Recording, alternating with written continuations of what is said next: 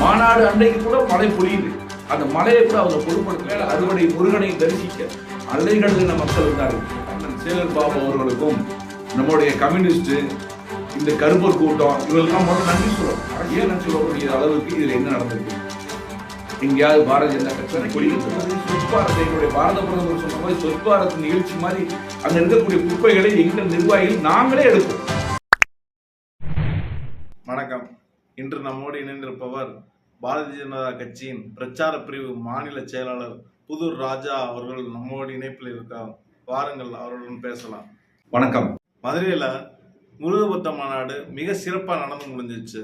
இது எந்த அளவுக்கு தமிழகத்துல தாக்கத்தை ஏற்படுத்தும்? எதிர்கட்சிகள் இது அரசியல் மாநாடா இல்ல பக்தர்கள் மாநாடான்னு விமர்சனம் பண்றாங்க. இதை நீங்க எப்படி பாக்குறீங்க? இன்னைக்கு முருக பக்தர்கள் மாநாடு கடந்த 22ஆம் தேதி மதுரையில ஒரு பிரம்மாண்டமாக நடந்தது. நீங்க கேட்ட மாதிரி எந்த அளவுக்கு இது தாக்கத்தை ஏற்படுத்தும் அப்படின்னு சொன்னா, கடந்த சில ஆண்டுகளுக்கு முன்னாடி நிறைய நிகழ்ச்சிகள்ல பூரா பாத்தீங்கன்னா இந்து கோயிலையும் இந்து மக்களையும் இந்துடைய பிறப்பை முதற்கொண்டு எல்லாரும் ரொம்ப கேவலமா இந்த திராவிட இயக்கங்கள் பூரா பேச பேச மக்கள் மத்தியிலே ஒரு மாபெரும் எழுச்சியும் புரட்சியும் கலைஞ்சிருக்கு. அதனுடைய வெளிப்பாடுதான் இன்னைக்கு முருக பக்தருடைய மாநாடு.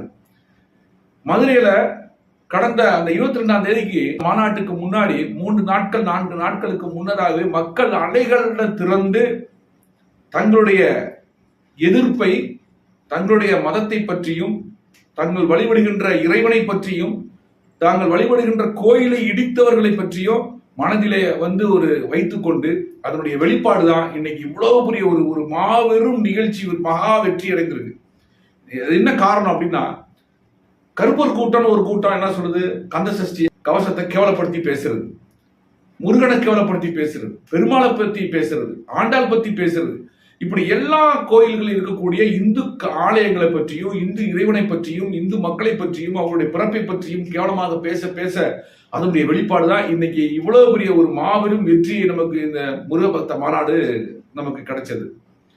இதுல பாத்தீங்கன்னு சொன்னா, நாங்கள் எதிர்பார்த்ததை விட பல லட்சக்கணக்கான மக்கள், கிட்டத்தட்ட 10 லட்சத்திற்கும் மேலான மக்கள் இன்னைக்கு மதுரையில குவிந்திருக்கிறார்கள்.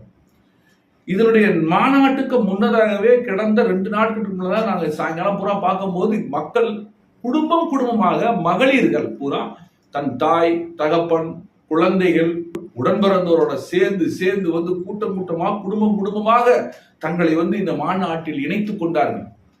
மாநாடு அன்றைக்கு கூட மழை பொழியுது. அந்த மழையை கூட அவங்க பொருட்படுத்தல. ஏன்னா, நாம் கொண்ட கொள்கையை நான் வெளிப்படுத்தியாக வேண்டும்.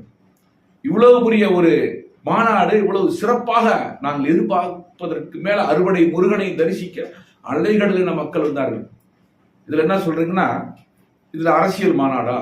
மெயினா சொல்ல வேண்டிய யாருக்குன்னு கேட்டா, இந்த திராவிட கட்சிகள், அண்ணன் சேகர் பாபு அவர்களுக்கும் நம்முடைய கம்யூனிஸ்ட் இந்த கருப்பர் கூட்டம் இவங்களுக்கெல்லாம் முதல்ல நன்றி சொல்லணும். ஏன் நன்றி சொல்லணும்னா, நீங்க எடுத்து செஞ்சனாலதான், நீங்க எடுத்து பேசினதுனாலதான் இன்னைக்கு இவ்வளவு பெரிய ஒரு வெற்றி எங்களுக்கு கிடைத்தது அப்படின்னு தான் நான் சொல்ல முடியும். நாங்கள் விளம்பரப்படுத்தியதை காட்டிலையும், நாங்கள் எடுத்து சொன்னதை காட்டிலையும், நீங்கள் போய் மக்களிடம் எடுத்து சொன்னதுதான் நன்றாக விளம்பரம் கூட. அதுக்காக உங்களுக்கு முதலில் நன்றியை தெரிவித்துக் கொள்கிறோம். இப்படி மக்களின் மத்தியிலே நீங்கள் எடுத்து சென்றது இன்னைக்கு எங்களுக்கு ஒரு மாபெரும் வெற்றியை, உலகமே திரும்பி பார்க்கின்ற ஒரு மாபெரும் ஒப்பற்ற ஒரு மாநாடு இன்னைக்கு வந்திருக்கு. இன்னைக்கு முருகனுடைய மாநாடு, முருகனுடைய பக்தர்களுடைய மாநாடு இவ்வளவு சிறப்பாக அடைந்ததுக்கு காரணம் உங்களுக்கு ஒரு நன்றி. இந்த மாதிரி ஒரு கூட்டத்தை இன்றைக்கு மக்கள் மத்தியிலே இன்னைக்கு வந்திருக்கு என்று சொன்னால் அதனுடைய விழிப்புணர்வு, மக்கள் தெளிவாகி விட்டார்கள், மக்கள் சிந்திக்க ஆரம்பித்து விட்டார்கள் என்றுதான் சொல்ல முடியும். அதை காட்டிலையும் நீங்க இதுல அரசியல் கலந்திருக்குது. அரசியல் கலந்த மாநாடு, சங்கிகள் மாநாடு, சங்கிகள் நடத்துற மாநாடு தான், அதுல எந்த மாற்றமும் இல்லை. அரசியல் சொல்லக்கூடிய அளவுக்கு இதுல என்ன நடந்திருக்கு? எங்கேயாவது பாரதிய ஜனதா கட்சியின் கொடி இருந்ததா? மேடையில் பின்புறத்துல எங்களுடைய தலைவர்களுடைய புகைப்படங்கள் ஏதாவது அதுல மாட்டப்பட்டிருந்ததா? அங்க இருந்தது அத்தனையுமே முருக பக்தர்கள் தான். அதை முதல்ல நீங்க தெரிஞ்சுக்கணும். இன்னைக்கு 10 லட்சத்திற்கும் மேலான மக்கள் அங்க கூடினாங்க. அது போக ஒரு பெரிய விஷயம் ஒண்ணு சொல்லி ஆகணும். எங்கேயாவது ஒரு அசம்பாவிதம் நடந்துருக்கும்னு சொன்னீங்க. எங்க நடந்துச்சு? ஏதாவது ஒரு அசம்பாவிதம் நடந்துச்சா?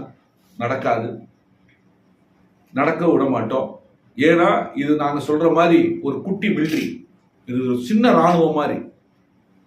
மக்களுக்கு சேவை செய்யக்கூடிய இடத்துல இருப்போமே தவிர மக்களுக்கு கஷ்டப்படுத்தக்கூடிய இடத்துல நாங்கள் இருக்கவே மாட்டோம்.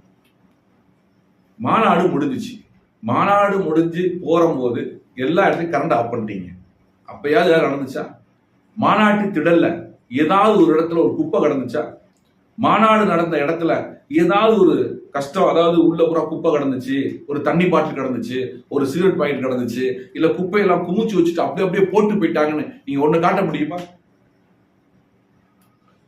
சுய ஒழுக்கம் உள்ளவர்கள் நாங்களே செதுக்கிக் கொள்வோம்.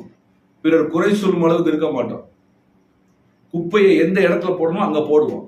குப்பை கிடந்தா எடுத்து பிறக்கி எடுத்துக்கொண்டு ஸ்வச் பாரத், எங்களுடைய பாரத பிரதமர் சொன்ன மாதிரி ஸ்வச் பாரத் நிகழ்ச்சி மாதிரி அங்க இருக்கக்கூடிய குப்பைகளை எங்கள் நிர்வாகிகள் நாங்களே எடுப்போம். வந்த பொதுமக்களை எடுத்து ஒதுக்கி வச்சுட்டு போயிட்டாங்க. வந்த சேரை முதற்கொண்டு எடுத்து ஒதுக்கி வச்சுட்டு போயிட்டோம். உள்ள இருந்த எந்த குப்பையுமே நாங்க எந்த இடத்துலயும் போடல.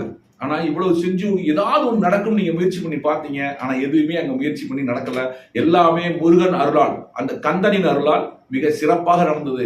இதெல்லாம் காட்டிலும் பெரிய விஷயம் என்னன்னா, கிட்டத்தட்ட 1 லட்சம் 1 கோடி மக்களுக்கு மேல, அதாவது அங்க குவிந்திருந்த 10 லட்சம் மக்கள் தொலைக்காட்சி மூலியமா, ஆன்லைன் மூலியமாக ஒரே நேரத்தில் எந்த கந்த சஷ்டியை நீங்கள் கேவலப்படுத்தினீர்களோ, எந்த கந்த சஷ்டியை அவமானப்படுத்தினீர்களோ, அதை நாங்கள் ஒருமித்த நேரத்தில் 1 கோடி பேர் மக்களுக்கு மேல நாங்கள் ஒரே நேரத்தில் கந்த சஷ்டியை வாசிச்சோமே. இது உங்களுக்கு ஒண்ணு பத்தாதா? இனி இறங்குமுகம் தான் உங்களுக்கு. கவலையப்படாதீங்க.